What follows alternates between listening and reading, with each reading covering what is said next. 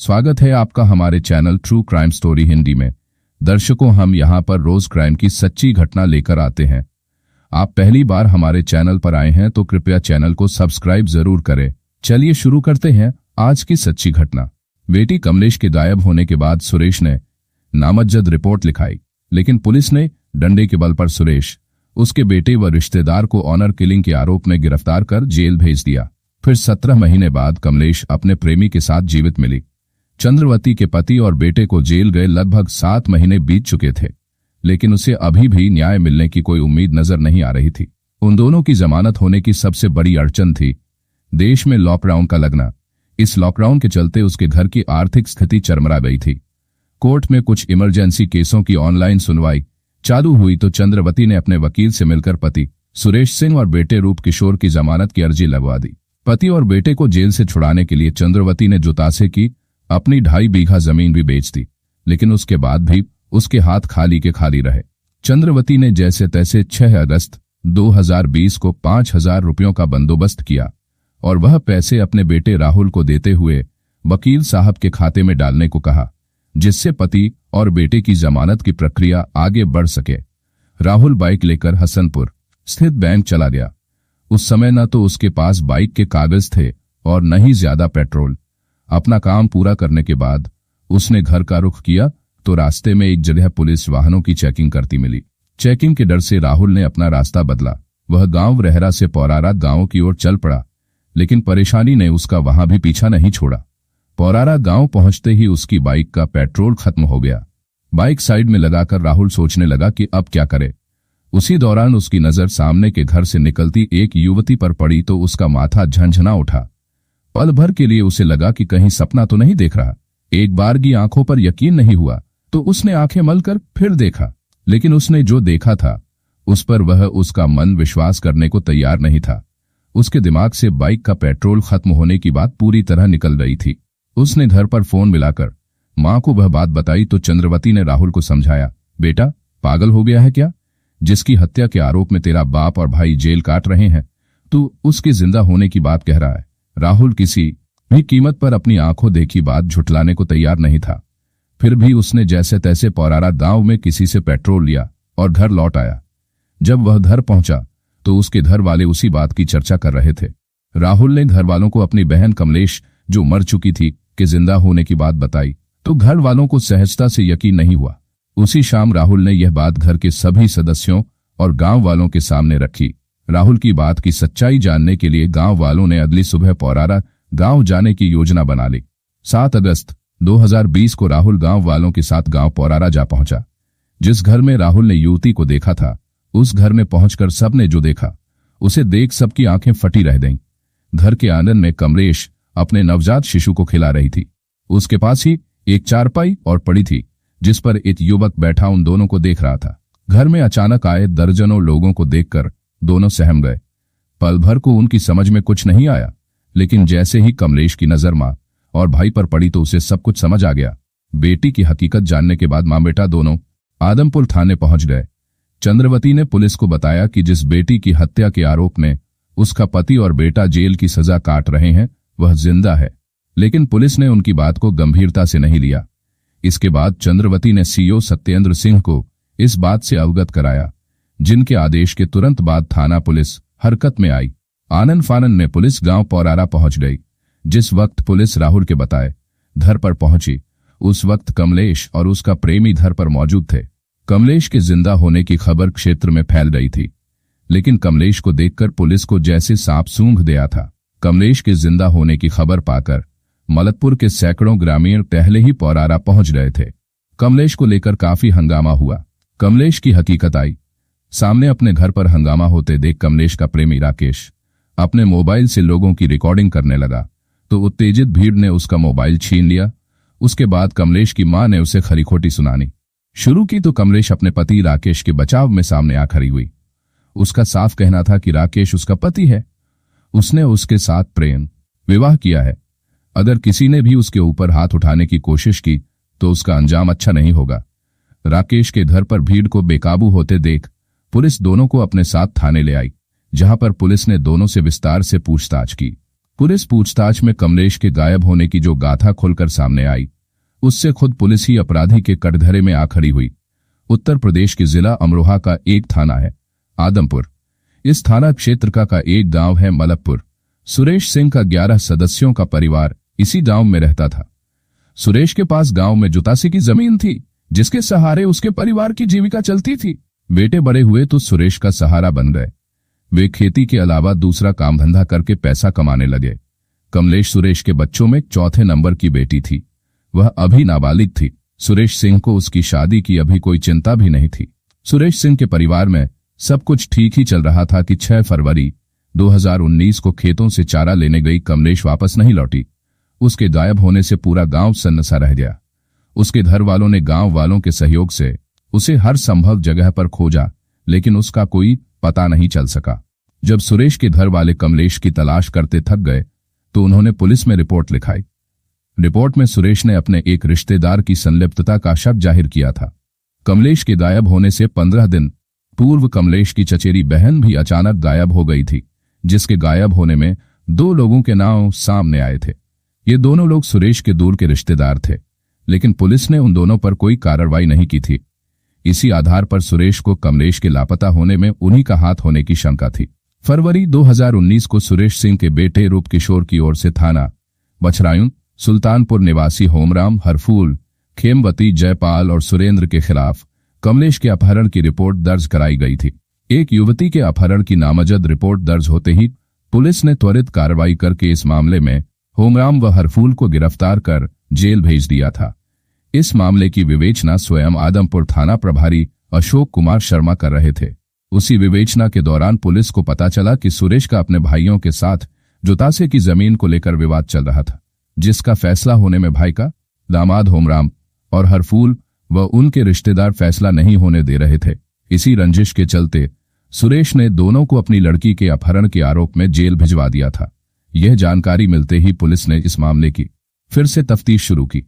जांच अधिकारी अशोक कुमार ने इस केस को नया मोड़ देते हुए 28 दिसंबर 2019 को दूसरे पक्ष के लोगों के दबाव में आकर सुरेश व उसके बेटे रूप किशोर और उसके एक रिश्तेदार देवेंद्र को पूछताछ के लिए हिरासत में ले लिया। तीनों से गहनता के साथ पूछताछ की गई। सुरेश पहले ही अपनी बेटी के गायब होने से परेशान था। पुलिस की उल्टी कार्रवाई देख उसका मनोबल पूरी तरह से टूट गया। पुलिस ने सुरेश और उसके बेटे के साथ उसके एक रिश्तेदार को इतना टॉर्चर किया कि सुरेश का मानसिक संतुलन ऐसा गड़बड़ाया कि उसने स्वयं को बेटी का हत्यारा मान लिया। पुलिस की कार्रवाई ने सुरेश व उसके घर वालों को ऐसा दर्द दिया कि उनकी रातों की नींद ही उड़ गई थी। पहले से ही अपनी बेटी के खो जाने का गम मन में पाले सुरेश सिंह की बीवी ने अपने पति और बेटे पर बेटी की मौत का कलंक लगने से क्षुब्ध थी और खाना पीना त्याग दिया था। आखिर पुलिस ने बना दिया रस्सी का सांप। पुलिस की बेरहमी के सामने दुखी और कुंठित सुरेश ने आत्मसमर्पण तो कर दिया, लेकिन पुलिस ने उसके कबूलनामे में जो बात पत्रकारों को बताई वह निराधार थी। पुलिस विवेचना के अनुसार सुरेश ने अपनी बेटी की हत्या का जुर्म कबूलते हुए बताया था कि उसकी लड़की गलत संगत में पड़ गई थी, उसके चाल चलन से बदनामी हो रही थी। काफी समझाने की कोशिश की गई, लेकिन उसने उसकी एक नहीं मानी। उसी से तंग आकर उसने अपने बेटे रूप किशोर और रिश्तेदार दयारार्थ हत्या कर दी। इसके बाद तीनों ने उसकी लाश बोरे में भरकर गंगा नदी में फेंक दी थी।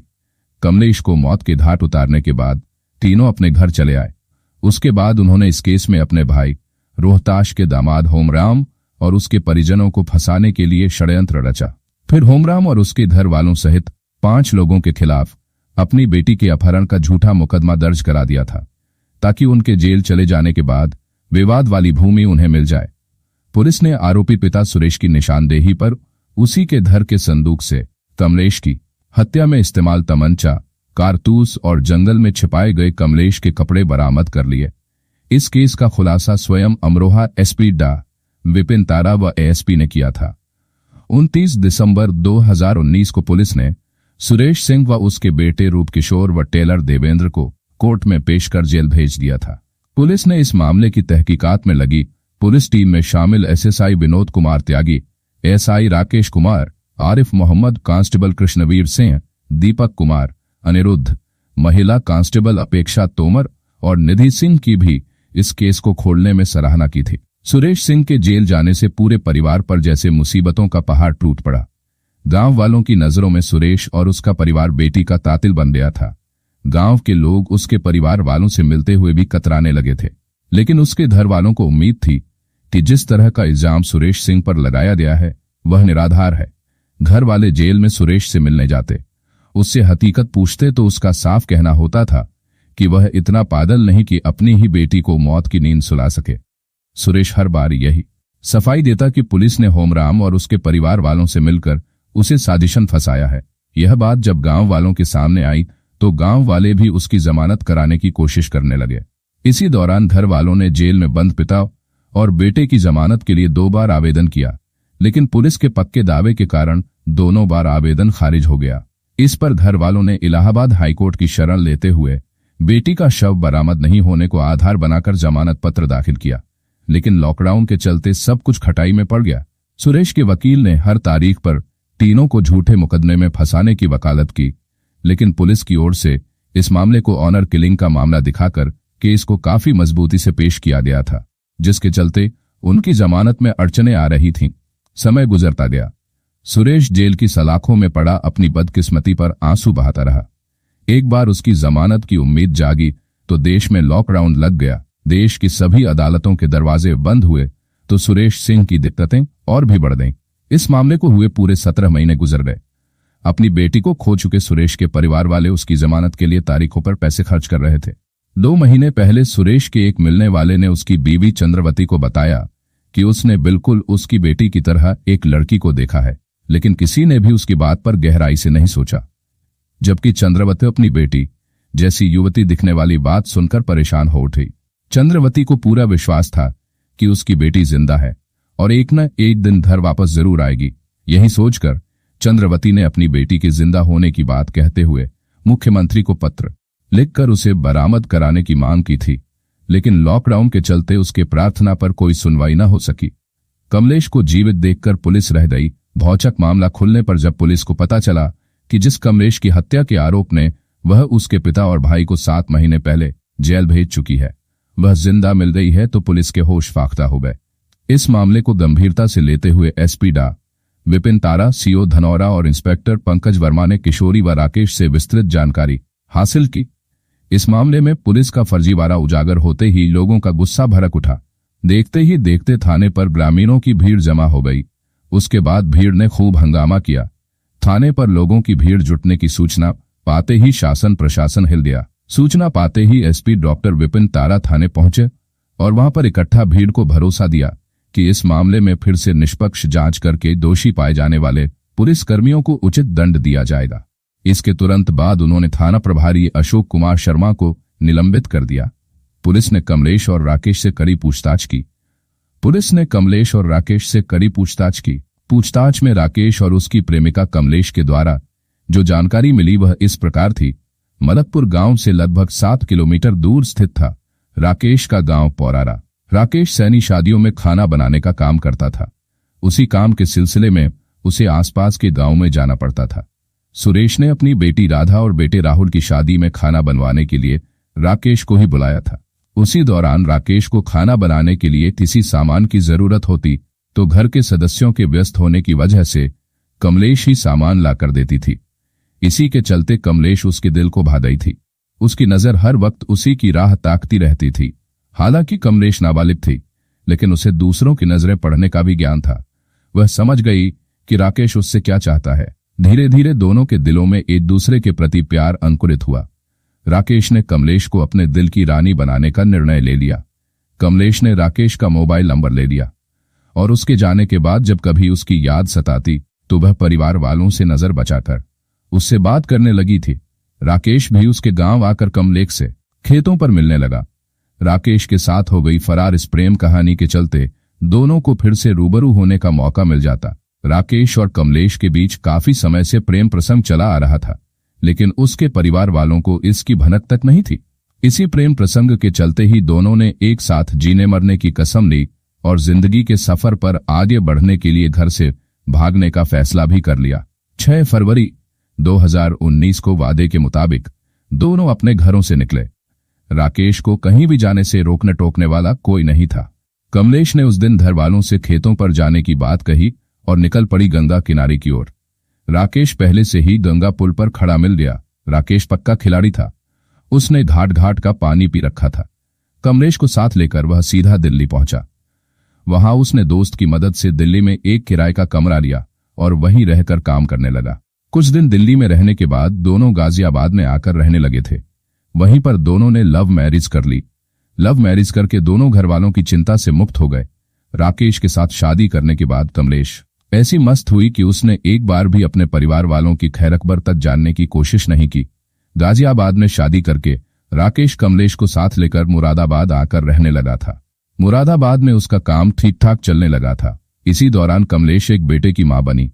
मुरादाबाद आकर राकेश की आर्थिक स्थिति ठीक ठाक हो गई थी, लेकिन इसी दौरान मार्च में लॉकडाउन लग गया, जिसके बाद शहर में काम के लाले पड़ने लगे थे। ऐसे में राकेश को कमलेश के साथ अपने गांव पौरारा लौट पड़ा। तब से दोनों गांव में रह रहे थे। इसी दौरान राहुल को घर के बाहर कमलेश दिखाई दी, जिसके बाद उसकी पोल खुल गई थी। षड्यंत्रकारी आदमपुर पुलिस की झूठी स्क्रिप्ट ने सुरेश और उसके परिवार वालों को जो दर्द दिया, उसकी भरपाई कभी नहीं हो सकती।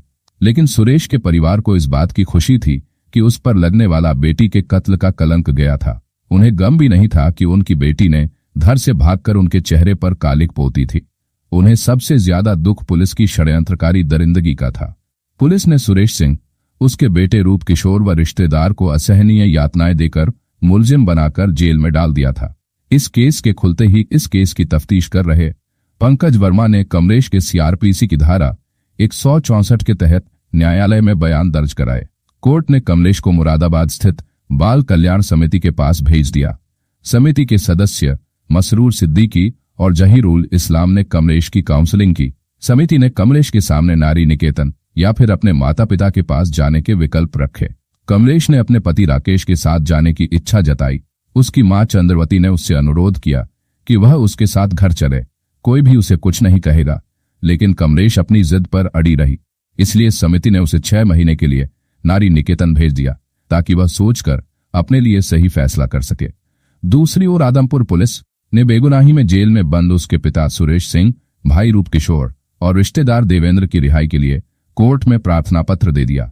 कानूनी प्रक्रियाओं के बाद तीनों को रिहा कर दिया गया।